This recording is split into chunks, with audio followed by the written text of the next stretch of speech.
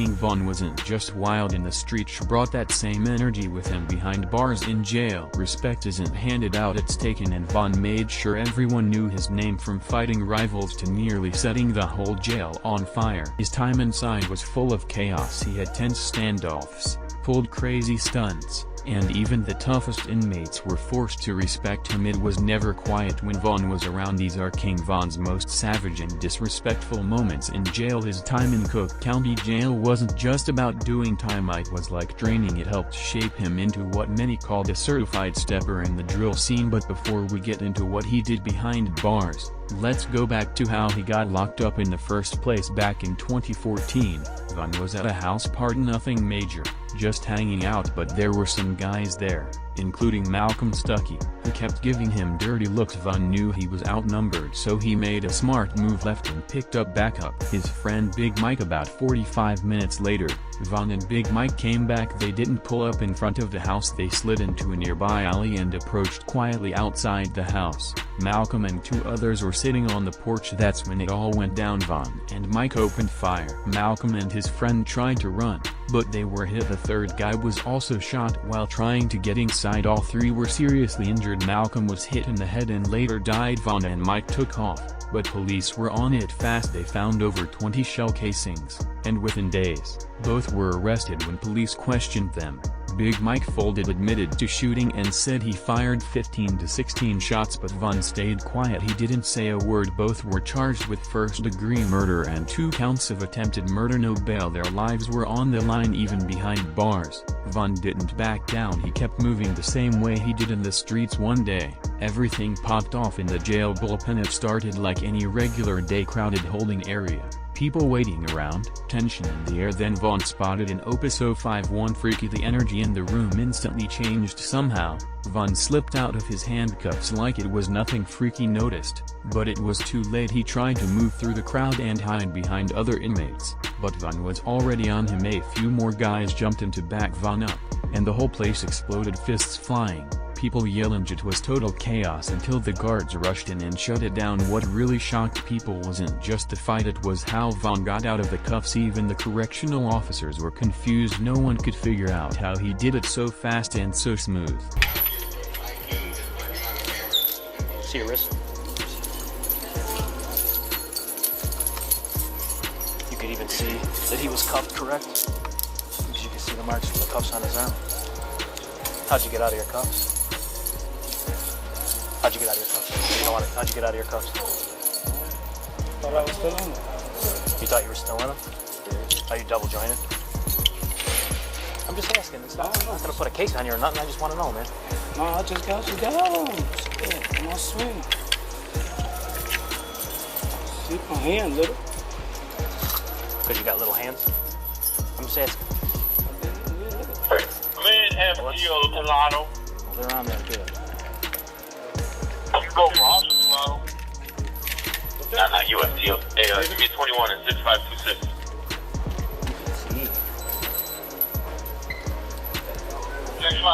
Later, word spread about what really set Van off. Freaky had a tattoo across his chest that said L.A. Capone to Van. That wasn't just ink, that was pure disrespect. Van didn't say a word. When questioned, stayed silent. Freaky didn't snitch either. They both held it down, but nobody was surprised. Real ones knew the history. 051 was tied to L.A. Capone's. On September 26, 2013, L.A. had just left the studio while heading to meet his ride near 70th and Stony Island. He got ambushed, and word on the street said there was 051 Lil Mix. So when Von saw Freaky the day, it wasn't random, it was get back. That wasn't the only time Van put an op on blast behind bars. He also called out Lil J, and this time the entire pod was watching. One clip went viral where Von was talking slick to the guards, acting like he wanted to be moved to protective custody. At first people were confused. Why would Van, known for standing on business, ask for a PC?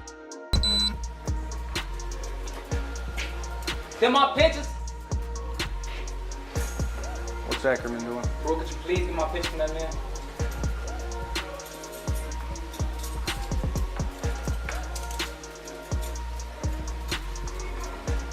Where's the plumber at? In there? It's the only thing I've been on that's got a problem lately. They supposed to be a Christian, but they got a problem with gay people. How you gonna be Christian? So because of your sexual orientation, you're requesting protective custody, is that correct? Yes. Okay.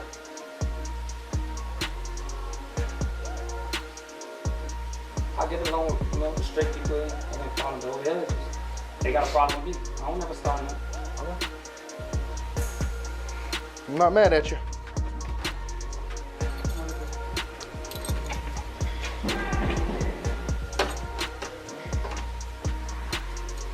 That bitch got my face.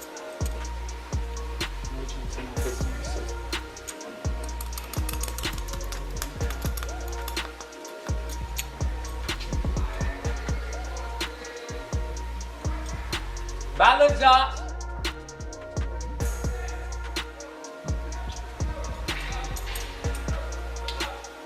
I'm gonna you too. Which one? What's you gonna talk to? Oh, handcuff him and get his ID so we can take him downstairs to start the PC process. Behind the back and pat him down too.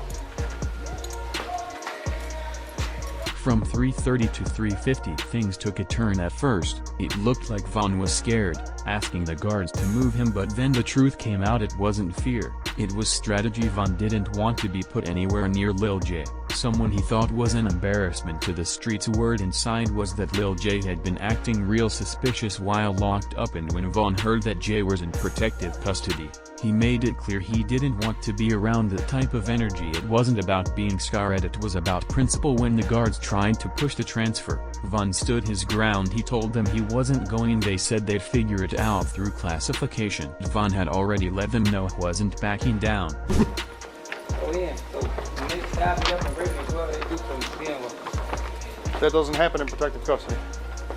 I just offered you protective custody and you refused it. I'm saying, I done did so much to people in the world.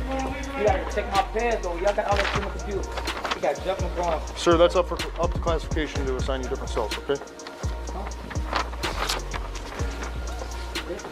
I'm trying to get away from the whole thing. They trying to keep. I don't make those decisions, classification does. You said call classification, you started me. I'm knowing that for a fact. Now I gotta get the whole thing. I gotta punch my feet on it. You have to get off of that. This chance will come out.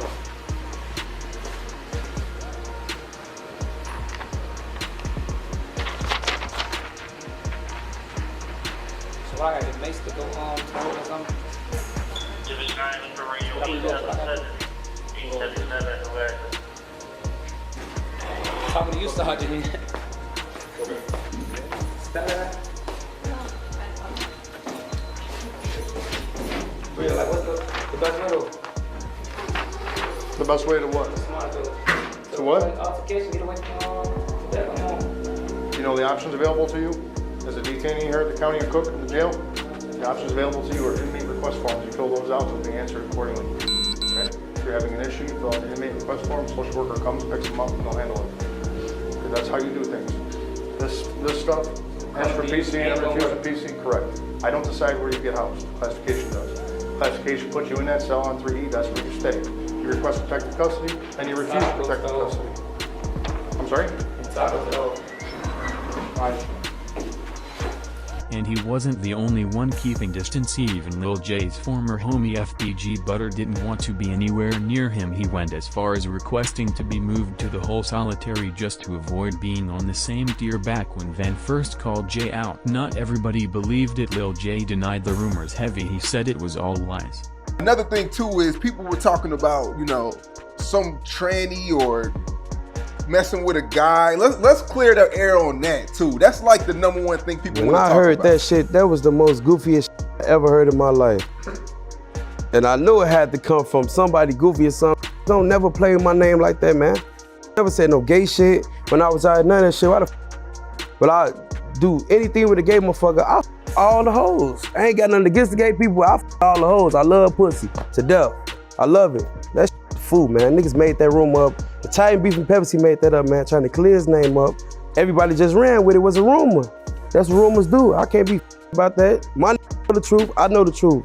It's the end of that. For now. On the internet, people believe anything that's on the internet. Yeah, because once one motherfucker see it shit like a virus, one motherfucker see it, the next motherfucker see it, he gonna believe it. I went back to to really defend myself anyway, so I ain't gonna about that. I'm here now. I want to see motherfuckers say that while I'm here now. Bro, talking about any gay, none of that. That shit ain't me. I'm 00, man. But then the footage came out. One clip showed Lil J letting another inmate sit in his lap, even kissing him right there in the pod. Another clip showed Jay stepping up to defend the same inmate after someone pressed him. The guy called Jay to his cell. Jay pulled up, confronted the other inmate, and they started fighting. Right after, guards pulled Jay out the day room, and the inmate he was protecting finally came out too.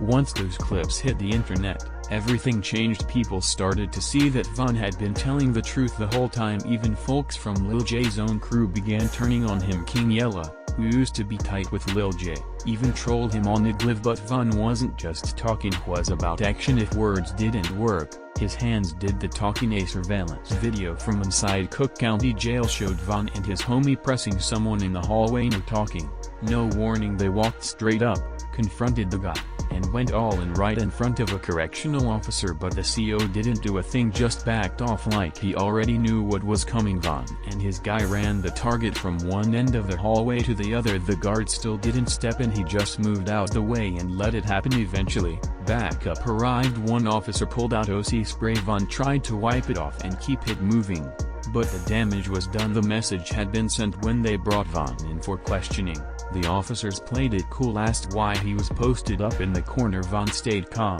said he didn't need medical, said he talked to psych, but never mentioned the fight or who the guy was. The person he jumped was never officially identified, but when the footage leaked, the internet had theories. Some clowned Von, saying he should have gone one-on-one, but the ones who understood the streets knew better. Von wasn't out here trying to fight fair, he was on a mission, like he said in his track Get It Done. Hope you don't think you the only one, you running round this, we doing one, me and Peasy, we gon' get it done. Jumping?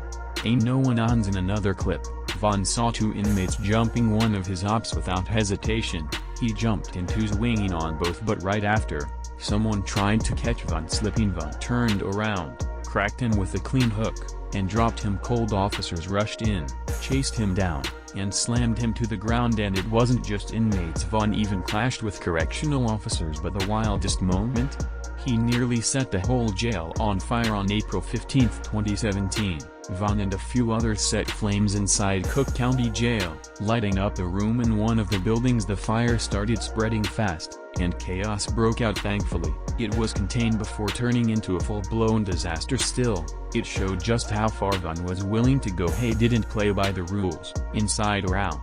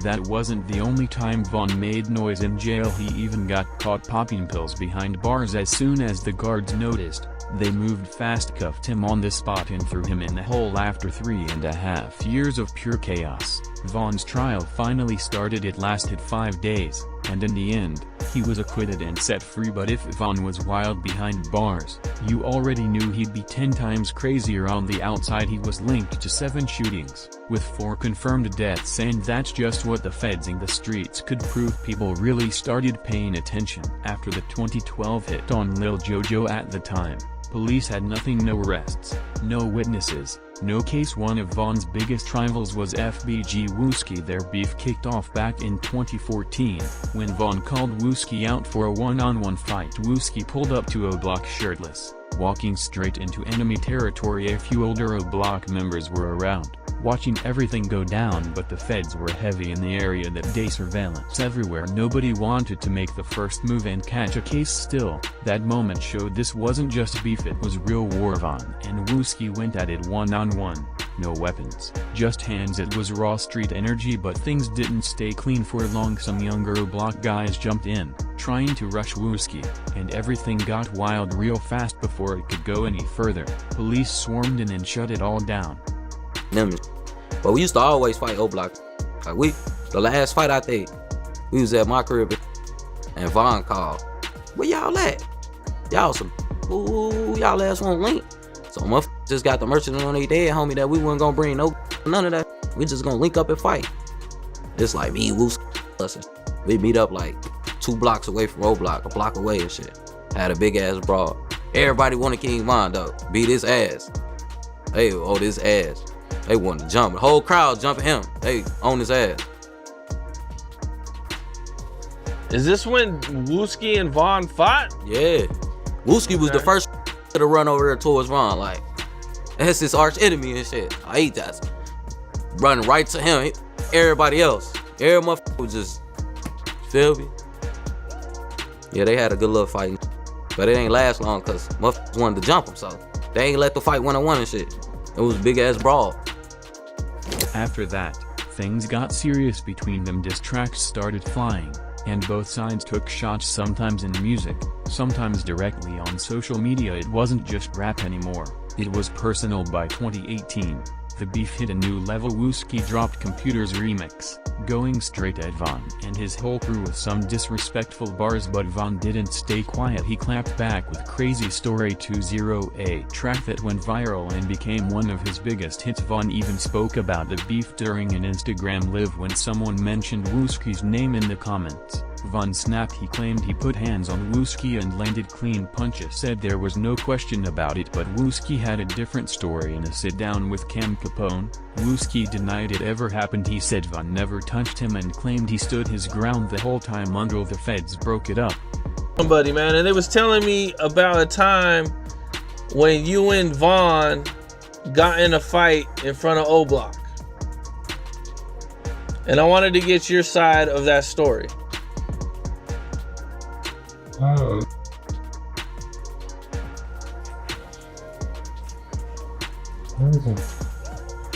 Funny ass, old ass, goofy shit.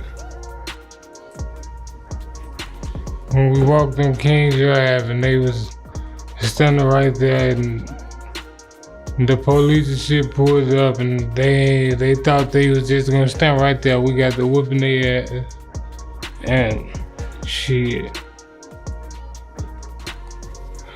Me and him got the fighting, then some other motherfucker came and jumped in and the police came and broke the fight up. We all got up out of there. So you guys didn't even really get to like, you know, really fight. You guys just kind of just went at it a little bit and then the police kind of broke it up? Yeah. Once that interview dropped, word spread fast in the streets. OGs from O Block called Cap on Wooski, saying he wasn't telling the full truth later. Von fired back on Crazy Story Part 3, dropping the now famous line, "I bet Wooski still twitching." That line was deeper than just disrespected reference to tragic moment in Wooski's life a few days before his close friend Duxky's funeral. Some O Block members FaceTimed Wooski, telling him they had a gift waiting for him. Nobody really knew what they meant until the day of the funeral. The atmosphere was already tense, like something bad was about to happen. Midway through the service, Wooski stepped outside and that's when it went down. 4 masked men, hoodies up, pulled up out of nowhere and opened fire in broad daylight. Wooski was shot in the head, and 5 others were hit while leaving the church. He survived, but everything changed. The shot to the head slowed him down. He had to step back from the streets, but Von didn't care. And if you thought the diss on Wooski was wild, what Von did with Tuka's name was 10 times worse. Von dissed Tuka in multiple tracks, turning his name into a slang word for smoking the dead. On the track with Slim Santana,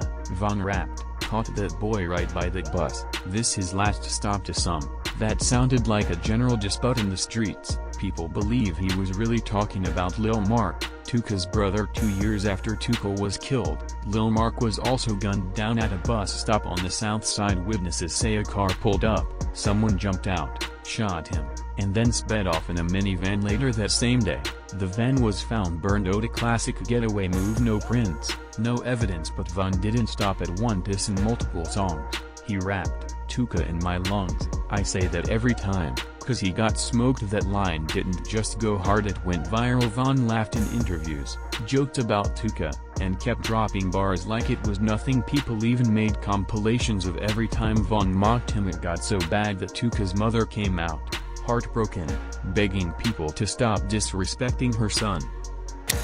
People entitled to their opinions and stuff, but I just can't get, with the dissing. Right. When my son, I'm talking about on every social media, I don't care where you go, it's dissing Tuka, dissing Tuka, dissing Tuka. Like, big, like, when could I get a chance to grieve? Right. Van then turned the same savage energy he had for Tuka toward K12 in his track Exposing Me. Van rapped, "I swear I her broke her back." Everybody knew who he was talking about. He wasn't just another name in Chicago. She was respected, feared, and known in the streets. A young STL with real bodies behind her. Some called her the Queen Assassin, but Van didn't respect that. He saw her as just another. Her reputation on the street, which was a hitter or a assassin. She was known to her rivals as somebody who was willing to shoot first, ask questions later. It's all over the internet. In fact, on her own Twitter site, she called herself Taekwon Assassin. Taekwon was a friend of hers who was she vowed to avenge his death. Back in 2012, the tension hit a boiling point. Key was riding the train staying alert, and that's when she saw him. King Von, her biggest enemy. Van made the first move. He walked up and punched her in the face multiple times right there in public, then walked off like nothing happened. Later he even posted about it on Twitter, bragging like it was just another day, but that moment was only the start. Fast forward to April 11th, 2014, around 3:30 p.m. Key was on her way to a birthday party, but Van and Big A had other plans. They caught her slipping on the block, so they pulled up, let off, and Key was dropped right there, and she was just 17. She was in the Woodlawn neighborhood and she was multiple times, and so the police thought that she was targeted, that she was assassinated essentially. Years passed, but the rumors never stopped. Then in 2021, the Chicago PD confirmed what the streets already knew. King Von was officially named Eski's killer, but Von didn't stop there. He kept throwing shots in his music. In the track War With Us, he rapped, "Put a pretty op in a morgue, call that drop-dead gorgeous C. Von used to DM Key, calling her pretty and acting flirty, but it wasn't love, it was just a way to throw her off. But Key wasn't dumb, she saw through it, she knew it was a setup still. In the end it didn't matter, even one of Chiroc's coldest female steppers wasn't untouchable. She got caught and Von walked away with another name under his belt. Key's rise and this war began after she lost her friend Tuka. That pain changed her, turned her into a shooter. She was spinning for revenge, and it's believed she was involved in a hit on Odd Perry, a respected O-Block member, so it made sense why she never trusted Von. To her, he was the face of everything she was fighting against. Von also mocked another FBG member, Brick. Brick was killed in 2017 alongside Kobe McWright on 63rd and St. Lawrence when police arrived. One body was found on the porch with a headshot, the other laid out behind the house, hit in the back and arm. Both were pronounced dead at the scene. FBG Brick was the brother of FBG Duck, and Von had real beef with Duck too. In his track GDA, Von rap, he made a diss, now he a ghost. Duck wasn't just any rapper, he was one of the loudest voices in drill, and a real threat to Von. Their tension played out publicly track after track, diss after diss, but things took a turn when Duck dropped that BHS song dissing fallen O-Block members. The disrespect? Next level. It shook the city. Many believe that's what made Duck public enemy #1. Just weeks after the song dropped, Duck was shopping in the Gold Coast. Two cars pulled up, no warning, gunfire erupted. Duck was shot multiple times and later died at the hospital. But Von's beef wasn't just local, he had issues down south too with NBA YoungBoy. It started back in 2020, when Von went live while playing a YoungBoy song, but instead of showing love, he was laughing at it, mocking it to outsiders. It looked like harmless fun, but people from the streets knew it was a subtle dish. Then came November 2020. Von was at a lounge in Atlanta, just another night out, but then Quando Rondo, one of YoungBoy's close affiliates, pulled up. Words were exchanged, tensions flared, then shots rang out. King Von was hit that night. Drill rap lost one of its most controversial and talked about figures, but even now, Von's name still holds heavy weight in the streets, and that fallout with YoungBoy, it remains one of the biggest unanswered questions in drill history.